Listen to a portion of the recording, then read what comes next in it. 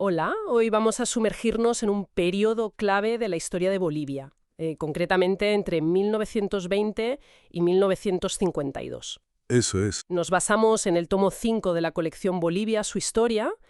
Queremos entender un poco cómo se fue formando el nacionalismo boliviano hasta la Revolución del 52. Exacto.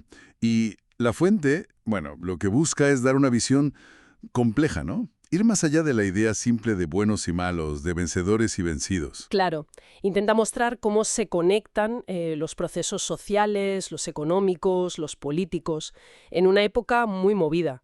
Piensa que está la crisis del modelo liberal, el impacto de la crisis del 29 y, sobre todo, algo fundamental, la guerra del Chaco. Vale, pues empecemos por ahí. Por los años 20, se acaba la era liberal. Llegan los republicanos como Saavedra, Siles, pero con bastante inestabilidad, ¿no? Ese golpe de 1920. Sí, mucha inestabilidad. Y a la vez está el auge del estaño.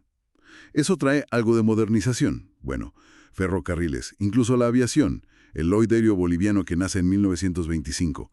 Pero claro, la pregunta es, ¿a quién beneficia todo eso? Pues ahí está el kit de la cuestión. Beneficia sobre todo a la minería de exportación, controlada por muy pocos, los famosos varones del estaño, Patiño, Aramayo, Hochschild, Ajá. y a los grandes terratenientes. Pero por otro lado perjudica a la producción local, a los artesanos.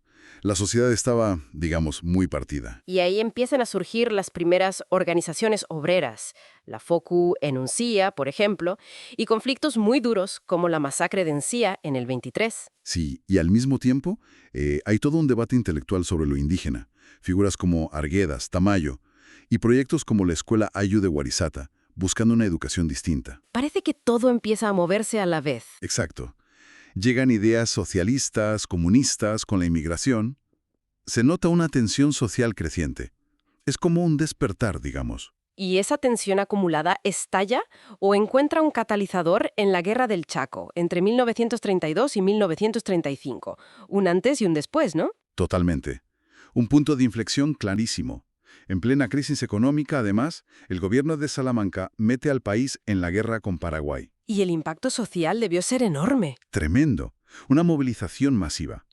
Y lo importante es que en las trincheras, por primera vez, conviven a la fuerza clases sociales y gente de regiones que antes casi ni se mezclaban. Claro. Fue una experiencia colectiva muy dura, muy traumática. Batallas como Boquerón, Nanagua, dejan una huella imborrable. Y eso genera un cuestionamiento muy profundo. ¿Un cuestionamiento hacia qué? Pues hacia el orden oligárquico que los llevó a esa guerra. Y también a la forma de dirigirla. La figura del general alemán Hans Kunt fue muy discutida. Ya. La derrota duele, se pierde territorio, pero lo que más cambia es la conciencia, la idea de nación. Nace un sentimiento de agravio, y la necesidad de buscar culpables, y sobre todo, un proyecto nuevo para Bolivia. Entendido. Y la posguerra entonces se convierte en un hervidero de nuevas ideas y nuevos actores. Exacto.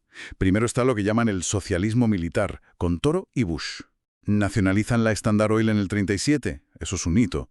La Constitución del 38 tiene un marcado carácter social. Y el movimiento obrero se consolida. Muchísimo. Los mineros se ponen a la cabeza, con la FSTMB, la Federación Sindical de Trabajadores Mineros. Van a ser fundamentales.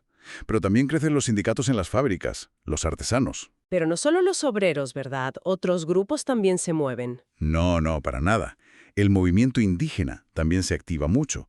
Luchan por tierras, por derechos, a través de los caciques apoderados. Y un momento clave es el primer Congreso Indígena del 45. Bajo el gobierno de Villarroel, ¿no? Que abolió el pongueaje. Eso es, una forma de servidumbre indígena. Y también las mujeres, ojo, se organizan en la Federación Obrera Femenina, luchan por derechos civiles, como la ley de divorcio del 32, participan en huelgas. Y, claro, surgen los partidos que van a marcar las siguientes décadas. Exacto.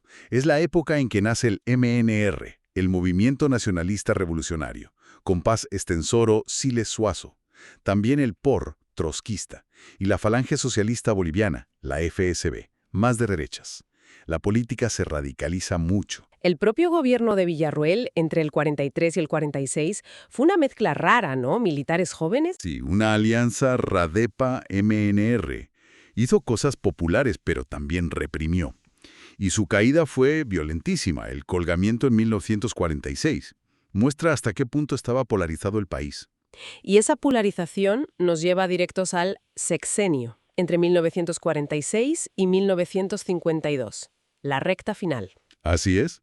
6 años en los que los gobiernos de Herzog y Urriola Goitia intentan, restaurar el poder de la vieja oligarquía. Pero ya era imposible contener la conflictividad. Mucha represión, imagino. Mucha. Contra el MNR, contra los sindicatos. Masacres mineras como la de Katavi en 1949. Un centro minero vital. Ese mismo año hay una gran insurrección, casi una guerra civil. Y el punto culminante son las elecciones del 51. Sin duda, el MNR gana, con Paz Estensoro desde el exilio. Pero el presidente Urriola Goitia no acepta el resultado. ¿Y qué hace? Pues le entrega el poder al ejército. Un autogolpe, vamos, para impedir que el MNR gobierne. Así que el escenario estaba ya. Listo. Preparadísimo para la Revolución Nacional de abril de 1952. Un cambio radical para Bolivia. Entonces, resumiendo un poco lo que nos cuenta la fuente, este periodo 1920-1952 es absolutamente crucial. Vimos cómo se derrumba el viejo orden liberal. Sí. Cómo irrumpen con fuerza nuevos actores, obreros, indígenas, mujeres, clases medias. Y cómo la Guerra del Chaco, traumática pero también unificadora en cierto modo, acelera todo hacia un proyecto nacionalista que acaba siendo revolucionario. Exacto. Y lo interesante, volviendo al inicio, es que la fuente insiste en la complejidad, en las contradicciones de todo esto. No fue un camino recto ni fácil. Claro. Y eso nos deja pensando, ¿no? ¿De qué manera esas tensiones sociales, regionales, políticas que vimos explotar entre 1920 y 1952 y las respuestas que se dieron siguen vivas o resuenan en los debates y desafíos de la Bolivia de hoy? Una pregunta muy pertinente, sí. Queda para la reflexión.